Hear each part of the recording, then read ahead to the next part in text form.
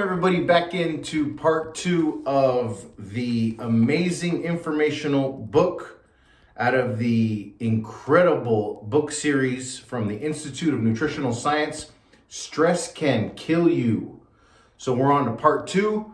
Just did part 1. I'm probably only going to get better and better, and you're here to see it all. So let's start where we left off yesterday, the stress cycle. Let's create a mental picture for a moment. Imagine that you were leaving the movie theater after seeing The Late Show. It's dark and you had to park your car some blocks away. As you walk farther and farther from the lights and action of the theater, the street becomes darker and you find yourself alone. Suddenly, you are aware of footsteps behind you. They get louder and louder, closer and closer. You want to turn around, yet you do not dare. Instead, mental images run through your mind. Robbery, assault, physical injury, hospital, even death. I think it's trying to explain, what stress is feeling like when you put yourself under stress all by yourself. As you almost run towards your car, still another block away, if we were to examine the physical changes in your body, we might note the following: increased heavy breathing, increased blood pressure, increased heart rate, cold sweats over your whole body, loss of color, muscle tension, and blood rushing to your head. Also, increased sense of perception, sight, and hearing. Basically, fight or flight. These are all symptoms created by the adrenaline gland when they release adrenaline, the fight or flight hormone. These are the symptoms of the beginning of a stress cycle. The body is preparing it for self-crisis. Either it will have to defend itself, or in the presence of high odds, try to run for safety. If we do turn around and look behind us, as in the example above, we would like to find that we were in no danger. We're likely to find that we were in no danger at all. Once reasoning takes over, the body begins to relax and accepts the signal that there is no danger. This is called the recovery phase of our stress cycle. Now, under normal circumstances, this is a safe and valuable response, which the body accepts and knows how to handle.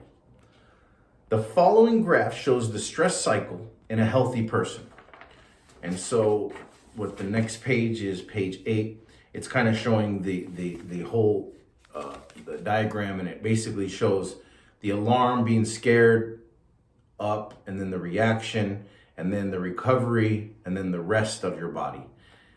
And I think it's probably talking about your adrenal glands too, but we're going to keep going. The normal stress cycle is part of life, and our physical makeup can handle this with no harm whatsoever to the body. The uncontrolled stress cycle looks a little bit different. However, the effects upon the body are also much different. In fact, devastating. Let's look at the graph of uncontrolled stress. And if you look at this graph, you can always get these books too by calling the Institute of Nutritional Science. Or you can email them at askthedoc@healthyinformation.com, and you can actually get a free copy of this book. And so this graph shows the alarm, long reaction, recovery, no rest, and then alarm reaction. So it kind of shows the cycle, but without any rest and, prolonged periods of stress that you're probably putting on your body. You can see this illustration that the reaction phase is much longer, showing us that the adrenal glands are becoming exhausted. Also, the recovery time is much shorter before another alarm is sounded, causing yet another reaction and repeating the cycle all over again.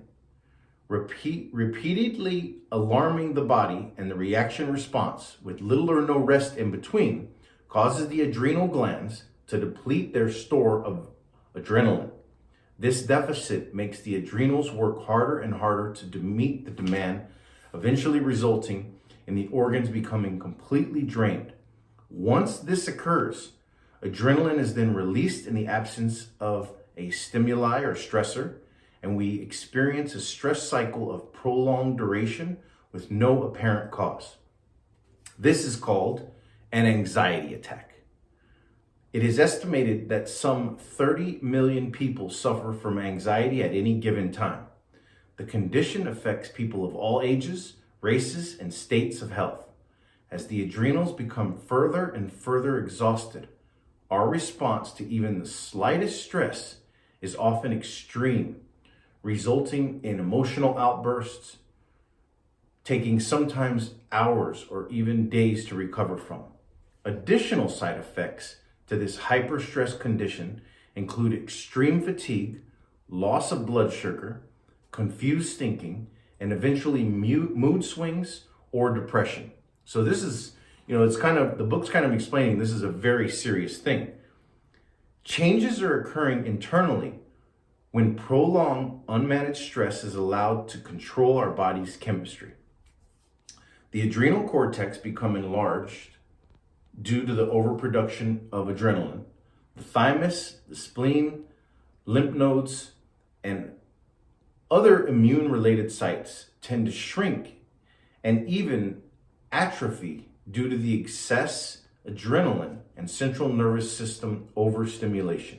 So it's basically explaining to you how this uncontrolled stress leads to all these problems. It even says here, bleeding ulcers in the stomach, intestines, colon, and bowel problems can develop due to the imbalance in the digestive pH. So it can affect all the systems of the body. Digestion and hence nutrient absorption is impaired due to a shutdown of hydrochloric acid production in the stomach. So it really affects every system of the body, and not in a good way. At this point, the body often finds itself in a downward spiral, completely out of control. As more adrenaline is poured into the body, the digestive, immune, and central nervous systems all collapse.